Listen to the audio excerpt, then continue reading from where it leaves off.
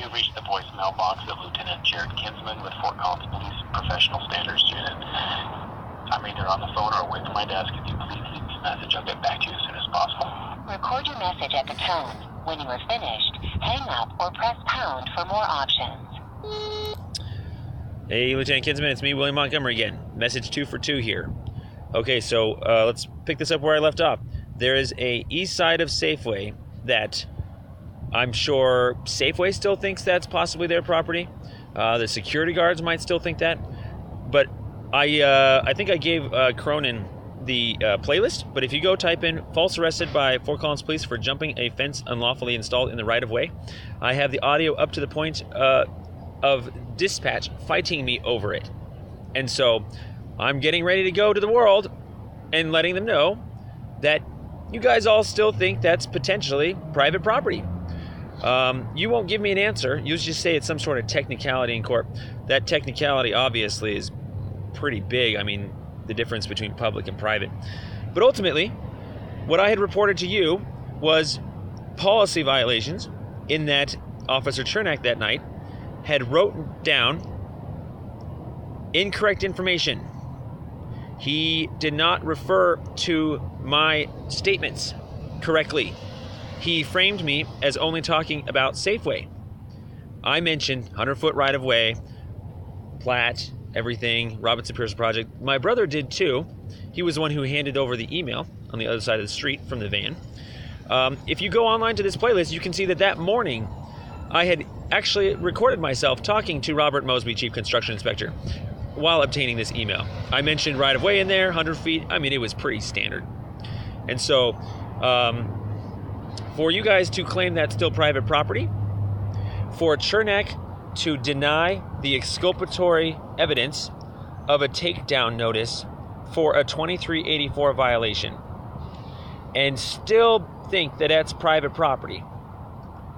That's so far the story that I have to give the world, that you guys had probable cause to believe that that was private property, and that, you know, some sort of technicality existed, and, well, you won't admit yet that it's public. So we're still in this strange world of, you know, is it public or private? Is this a technicality or not?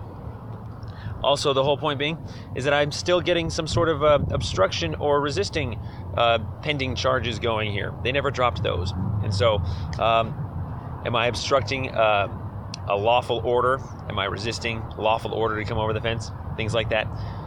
No, they weren't lawful orders because there wasn't probable cause. Because you don't need to show your ID when you're not doing anything wrong. And so, I'm giving you this chance. I'm genuinely hoping that you guys are smart enough not to throw yourselves under this final bus. I'm serious. That is public property. I gave an email to these people. And you think that I was lawsuit scamming when all I wanted to do was use my right-of-way. My right-of-way that somebody else stole in the name of curbing police enforcement costs. Which, you know, you guys didn't have any problem with. All of a sudden, your calls dropped, you know, through the floor for that location once it happened. You even went online and talked about it in the city council emails. And, by the way, all of those are up in the playlist too. I saved those. You guys do realize that I've been following this since day one because this is my case. This is my baby.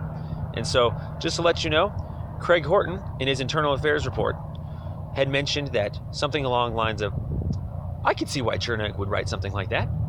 I have that audio. I don't know if that's up into that playlist yet. I'm still working on some of the internal affairs audios. But nevertheless, when Horton says something like that, you tell me how incompatible that is with the email that you can go see online that Horton sent to City Council. And I think you were even CC'd on that same one, where you guys had both informed the City Council members of the minor amendment project 160002. I think you guys said something like the property owners are eager to move forward with it or something like that. Oh. And so if you guys know what a minor amendment process is, that obviously is only applicable to public property, I mean, duh, then Horton's two-facing us. He's a flip-flopper. Heck, you are. You said public land, then you said I don't know, then you said I couldn't tell you. I got all those on tape too. The whole point is You that are approaching the maximum length for a recording. Finish your recording after the tone. the whole point is that you guys won't take 911 calls on yourselves. You won't police yourselves. You won't turn your own cops in. You won't correct them. You won't correct their ego collapses that are incorrectly made. You won't give them correct information. And now we're going to just send this to a billion people unless you want to fix it now. Thank you. You have reached the maximum length for a recording. To send this message, press pound or hang up. Your message has been sent.